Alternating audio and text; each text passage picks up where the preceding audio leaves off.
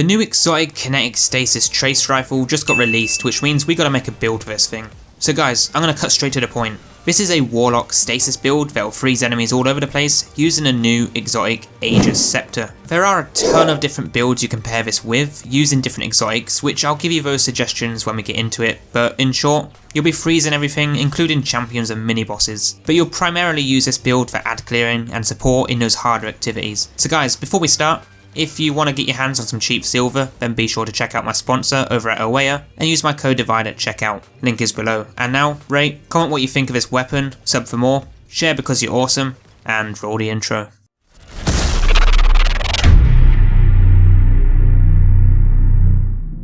So just briefly as always, if you like these videos and you want to see more awesome builds, the playlist is linked below. Now with this build we will be pairing the new exotic trace rifle with the Warlock's Shadebinder subclass to make the most out of our freezing abilities, since we are going to be freezing everything anyway, so why not get more frosty. But guys, this weapon, the Agers Scepter, is a new exotic kinetic trace rifle introduced this week in Destiny 2 Season of the Lost. This new stasis exotic weapon does come with Ager's Call, where final blows with the weapon generate a slowing burst around defeated targets, along with its secondary perk where stasis final blows transfer ammo to this weapon's magazine from reserves. The catalyst is not currently obtainable as of making this video, but this thing is no joke. You'll basically just be able to run around and freeze enemies with this weapon, and then defeating that frozen enemy is going to freeze nearby enemies, and shattering that frozen enemy is just going to give you all sorts of crazy benefits. Not to mention that you can freeze bosses and champions without even looking at them. So the loadout for this build is of course going to be the new exotic trace rifle,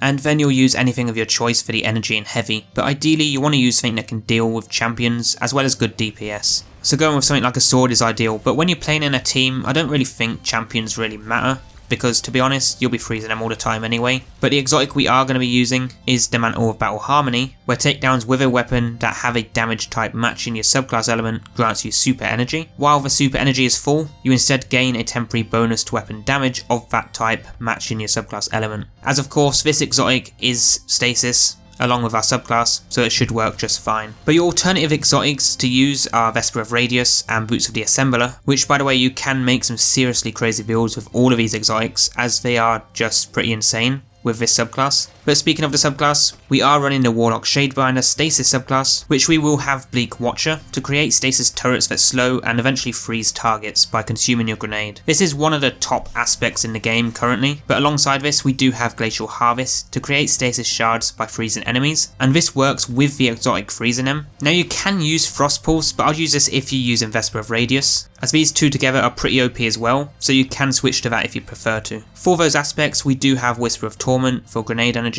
when we take damage, Whisper of Hedrons to get increased weapon stability, aim assist, mobility, resilience and recovery after freezing targets, which we'll always be doing, so having those extra stats in the endgame is always a good thing. Then we have Whisper of Fissures to increase the damage and size of the burst of stasis when you destroy frozen enemies, and lastly Whisper of Rending to increase the damage to stasis crystals and frozen targets using kinetic weapons, which our exotic is a kinetic. Now moving to the mods, for the helmet we do have Lucent Blade to increase the damage with a sword, as we are going to be using a sword for our DPS. Now you can use anything of your choice, but this is what we're going for with this build, so if you want to run Elemental Wells you can do that to regain more ability energy, and there are a lot of different things you can use with this build, but for this one we are going to be going with swords. Next though, with Lucent Blade we do have Trace Rifle Ammo Finder for the exotic, as you will rip through your ammo if you're using it like a primary weapon, but for the gauntlets we have Grenade Kickstart, so we get some grenade energy back when we throw stasis turrets down, along with our champion mod that you might need. But if you don't need one, use 2 Grenade Kickstart mods. For the chest we have Mantle of Battle Harmony, and if you want you can use Vesper of Radius instead. Both are great with this build, but the mods we do have are Taking Charge to become Charger Light when picking up orbs, the easiest way to become Charger Light in endgame content. But we do also have Concussive Dampener to reduce damage we take from splash damage, as well as our Traced Rifle Reserve mod. For the legs we have Charged Up for an additional stack of Charger Light. It's not really needed, but honestly there was nothing else to slot here that I wanted, so this will give us 3 max stacks for Lucent Blade. And with this we do have our Traced Rifle Scavenger mod, as well as our ability cooldown mod for a grenade when picking up those orbs. Lastly for the class we have Passive Guard for extra survivability when using swords on bosses. If you're not using swords then you can swap this out to something like a special finisher for your exotic, but as long as you're not constantly spraying with that Trace Rifle then you shouldn't really have any ammo problems. Anyway, the last mod you want is the Overload melee mod, where we can stun Overload champions with our Stasis melee, and stunning them will refresh that melee ability. As long as you don't miss,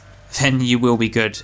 So just time it right when the overloads teleport. Now for your stats, I'd max out Discipline so you can throw as many turrets down as possible, but there are some good Elemental Well mods that you can use to get that grenade back even faster, but this is a mixed stasis ad clearing and sword DPS build to use in endgame content. The artifact setup is shown here on screen, but guys, this build is pretty fun and good to use in all types of content, and I did use this in a Legend Lost sector, which to be honest was pretty effective as it can freeze all enemies in the room, but it's not perfect against the opposite match game shields or using it on tough ads, so you'll have to deal with them, but if you can freeze just one ad, then the entire space near that ad will also freeze. So guys, that is all for this new Warlock Stasis Agers Scepter build in Destiny 2 Season 15. Next you guys should check out the playlist as always for more top builds in the game, but for now give this one a try and let me know how it performs, and I'll catch you guys very soon for the next one.